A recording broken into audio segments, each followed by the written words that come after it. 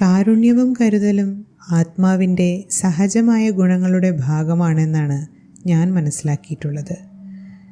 എന്നാൽ നമുക്ക് സ്വയത്തോട് തന്നെയുള്ള ആ ആത്മബന്ധം ഇന്ന് നഷ്ടപ്പെട്ടതിനാൽ കരുതലും കാരുണ്യവും ഒപ്പം നഷ്ടമായിരിക്കുന്നു. വളരെ സ്വാഭാവികമായ രീതിയിൽ എൻ്റെ ഉള്ളിലുള്ള ആ അസ്തിത്വത്തെക്കുറിച്ച് ഞാൻ എത്രത്തോളം ബോധവാനായി മാറുന്നുവോ, സ്ഥാനം, നിറം, മതം മുതലായവയെക്കുറിച്ചുള്ള പരിമിതമായ ബോധത്തിനു പകരം ആ അവബോധത്തിൽ നിന്ന് പ്രവർത്തിക്കാൻ ആരംഭിക്കുമ്പോൾ അനുകമ്പയും കരുതലും ജീവിതത്തിൻ്റെ വളരെ സ്വാഭാവികമായ ഭാഗമായി മാറുന്നു. അതിലൂടെ നമ്മൾ സൃഷ്ടിക്കാൻ ആഗ്രഹിക്കുന്ന തരത്തിലുള്ള ഒരു സമൂഹം സൃഷ്ടിക്കാൻ തുടങ്ങുന്നു. നമ്മൾ സൃഷ്ടാക്കളാണ്. നമ്മൾ തന്നെയാണ് ഇപ്പോൾ കാണുന്ന ഈ ലോകം സൃഷ്ടിച്ചതും. പക്ഷേ നമ്മൾ തന്നെയാണ് സ്വയം മാറുകയും വ്യത്യസ്തമായ ഒരു ലോകം സൃഷ്ടിക്കുകയും ചെയ്യേണ്ടത്. എന്നെ സംബന്ധിച്ചിടത്തോളം സെൽഫ് കെയർ ആരംഭിക്കുന്നത് സ്പിരിച്വൽ ലെവലിലാണ്. രാവിലെ ആദ്യം ഞാൻ നിശബ്ദതയ്ക്കായി അല്പം സമയം നൽകുന്നു. രണ്ടാമതായി ഞാൻ ആത്മീയ പഠനത്തിനായി സമയം നൽകുന്നു. അതാണ് ദിവസത്തിൻ്റെ ആരംഭം, പുനരുജ്ജീവനം.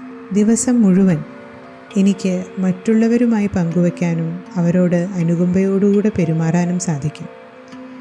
ഞാൻ ദിവസം ശരിയായി ആരംഭിക്കുന്നുണ്ടെന്ന് എനിക്കുറപ്പുണ്ടെങ്കിൽ അതിനായി ഒരുപാട് വസ്തുക്കളുടെ ഉപഭോഗം ആവശ്യമുണ്ടെന്ന് ഞാൻ കരുതുന്നില്ല.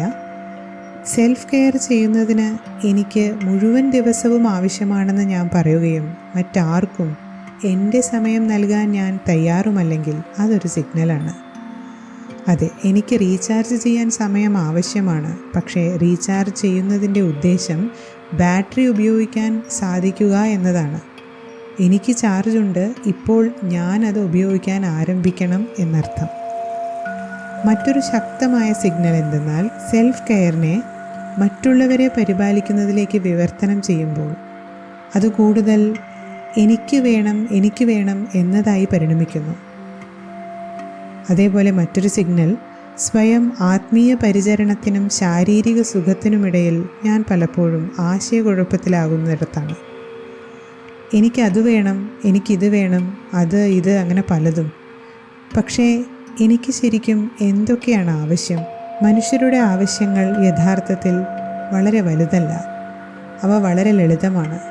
പക്ഷേ അമിതമായ വസ്തുക്കളുടെ ഉപഭോഗം ഇതിനിടയിൽ കടന്നു വരുന്നു. എന്നാൽ അത് സംഭവിക്കുന്നത് സ്വാർത്ഥമാകുമ്പോഴും ആത്മബോധത്തിൻ്റെ അഭാവത്തിലുമാണ്.